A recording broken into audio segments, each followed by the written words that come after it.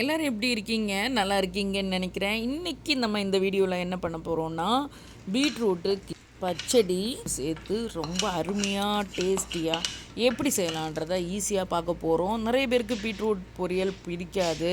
So அப்படிப்பட்டவங்க நீங்கள் இப்படி கண்டிப்பாக ட்ரை பண்ணி பாருங்கள். உங்களுக்கு எல்லாருக்கும் தெரியும் பீட்ரூட்டில் எவ்வளோ ஹெல்த் பெனிஃபிட் இருக்குன்னு. வாங்க நம்ம இதை செஞ்சு பார்க்கலாம்.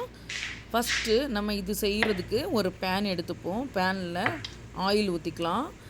இந்த ஆயிலோடு நம்ம எடுத்து வச்சுருக்க பீட்ரூட்டையும் அதுக்கு கூட ஒரு பச்சை மிளகாவும் நான் சின்னதாக கட் பண்ணி இந்த ரவுண்டு ஷேப்பில் குட்டி குட்டியாக கட் பண்ணி போட்டிருக்கேன். இதை நல்லா திருப்பி விட்டுக்கலாம். இதை ஃபஸ்ட்டு நம்ம கொஞ்சம் நல்லா வேக வச்சுட்டு, உங்களுக்கு நல்லா தெரியும் பீட்ரூட்டு 5 to 10 மினிட்ஸில் மீடியம் ஃப்ளேமில் போட்டாலே நல்ல அழகாக வெந்து கிடைக்கும்.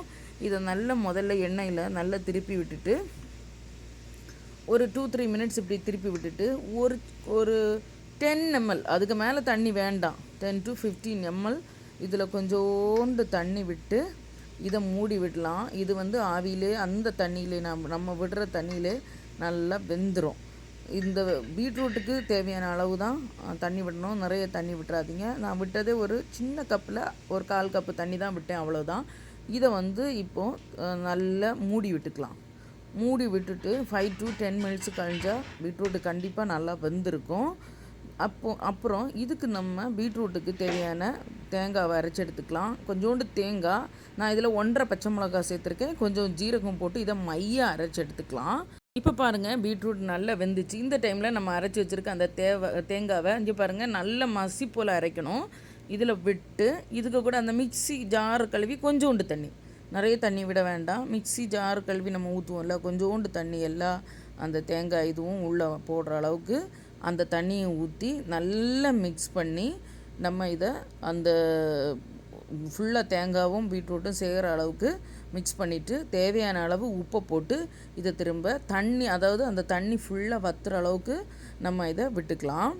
இந்த தேங்காவும் இந்த ஜீரகம் இந்த பச்சை மிளகா இந்த வாசனை எல்லாம் போனதும் இதில் நம்ம என்ன சேர்க்க போகிறோன்னா, கட்டியான தயிரை எடுத்து மிக்சியில் ஒரு ஓட்டி அதில் சேர்த்துக்க வேண்டியதான்.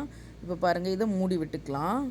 இதை ஒரு வாட்டி திருப்பி போட்டுட்டு திரும்ப ஒரு மூடி போட்டுட்டு திரும்ப ஓப்பன் பண்ணி பார்க்கும்போது இது ரெடி ஆகும்.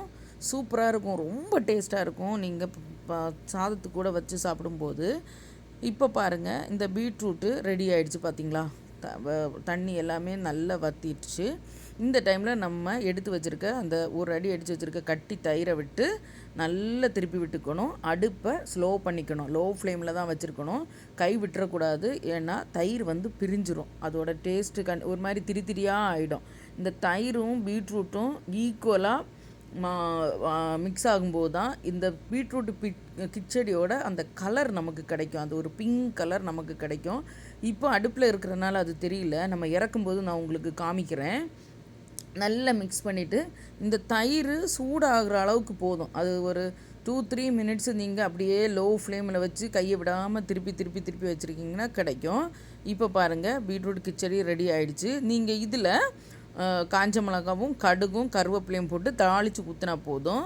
நீங்கள் இதை கண்டிப்பாக உங்கள் வீட்டில் ட்ரை பண்ணி பாருங்கள். உங்களுக்கு எம்ஜிஎஸ் அம்மா ட்ரிக்ஸ் அண்ட் டிப்ஸ் சேனலில் உள்ள இந்த டிஷ்ஷு உங்களுக்கு பிடிச்சிருந்துன்னா கண்டிப்பாக லைக் பண்ணுங்கள், ஷேர் பண்ணுங்கள். நீங்கள் வீட்டில் செஞ்சு பாருங்கள், கண்டிப்பாக சப்ஸ்கிரைப் பண்ணுங்கள். நன்றி, வணக்கம், வாழ்க வளமுடன்.